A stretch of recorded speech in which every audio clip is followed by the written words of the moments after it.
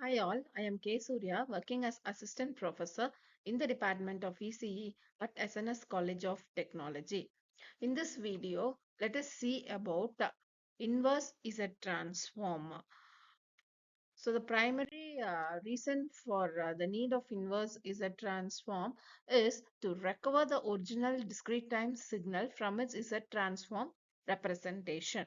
While the Z transform provides valuable insights in the frequency domain, the actual implementation and interpretation of a system often require knowledge of the signal's behavior in the time domain. So consider a scenario where you have designed a digital filter. You have determined its transfer function h of z in the z domain. To understand how this filter will affect a specific input signal x of n, you need to determine the filter's impulse response h of n. So the impulse response is the filter's output when the input is a unit impulse signal. Knowing h of n allows you to predict the filter's output for any arbitrary input signal through the convolution. So the inverse Z transform is a tool that allows you to obtain h of n from h of z.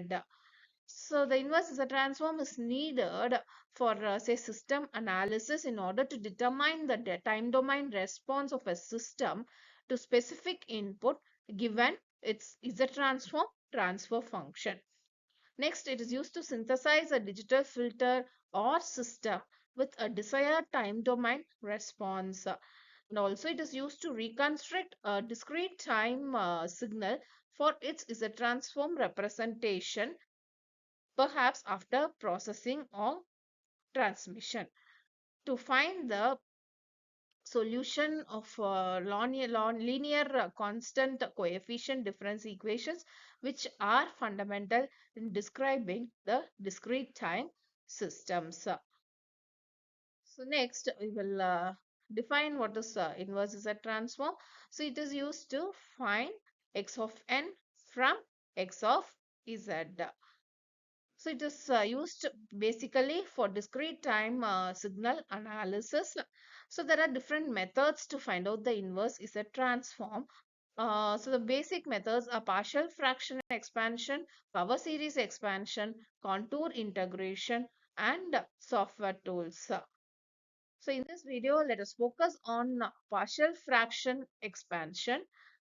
So here, it is widely used when the Z transform is a rational function, that is a ratio of two polynomials in Z. So the key idea is to decompose the rational function into a sum of simpler fractions, each of which is known inverse Z transform. So let us see the procedure how to find the inverse Z transform. So ensure that the degree of the numerator polynomial is less than that of the denominator polynomial. If not, you have to perform the long division method. So the fact we have to factor the denominator polynomial into its roots. Then we have to express the rational function as a sum of partial fractions with each fraction having a simple pole. Next, we determine the coefficients of the partial fractions using techniques like the cover-up method or solving a system of linear equations. Apply the known inverse Z transform of each partial fraction to obtain the corresponding time domain sequence. So let us see an example here. So if you find the inverse Z transform of x of z is equal to z by z minus 0.5 minus z by z plus 2. The 0.5 is less than equal to modulus of z less than 2. So right-sided signal has ROCs outside a circle and left-sided sequence of ROCs inside a circle. So when we consider here, we will get the answer as 0.5 power n u of n for the first term and minus 2 power n u of minus n minus 1 for the second term. Next, we'll see the challenges and considerations in inverse Z transform using partial fraction. So first one is the repeated poles face a major problem here. The denominator of the rational function has repeated roots. The partial fraction decomposition becomes more complex. So here we can consider the system approach. We can do careful calculation and we can use proper software tools like MATLAB or Python to overcome this problem. Next one is complex poles. So if the poles of the rational function are complex, the partial fraction decomposition will involve complex coefficients, while the resulting time domain signal must be real valued. Dealing with complex numbers during the intermediate steps can be challenging. So complex conjugate poles always appear in pairs for real valued systems. So we can use Euler's formula, or we can use the express the complex coefficients in polar form, that is magnitude and phase, to simplify the conversion to sinusoidal functions. Next one is improper rational functions.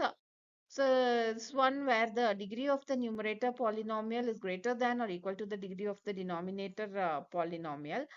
So before applying the partial fraction method, you must first perform polynomial long division to separate the function into a polynomial part and a proper rational function. Next one is region of convergence, which is crucial for determining the uniqueness of the inverse is a transform. So the same rational function can have different inverse is a transform depending on the region of convergence. So it specifies the range of values of z for which the z transform converges. So here we have to consider the ROC and pole locations as well as causality and stability considerations while calculating the inverse is a transform. Next one is the computational complexity for higher order systems. It The partial fraction decomposition and inverse is a transform calculations becomes computationally intensive. Finding the roots of high degree polynomials can be challenging, and solving the system of equations for the coefficients can be time consuming. Numerical errors can accumulate during the partial fraction decomposition and inverse is a transform calculations, especially when dealing with higher order systems for complex poles. So next we'll see where the applications of inverse is a transform. So it's used in uh, filter design for determining the impulse response of a digital filter, whereas in discrete time control systems, the inverse transform is used to analyze the stability and performance of the system. Is transform can be extended to two dimensions for image processing applications and in signal processing applications. And also in digital communication systems, the inverse is transform is used to demodulate the signals and recover the original information. It's also used in audio processing to design and implement digital audio effects such as reverberation and echo.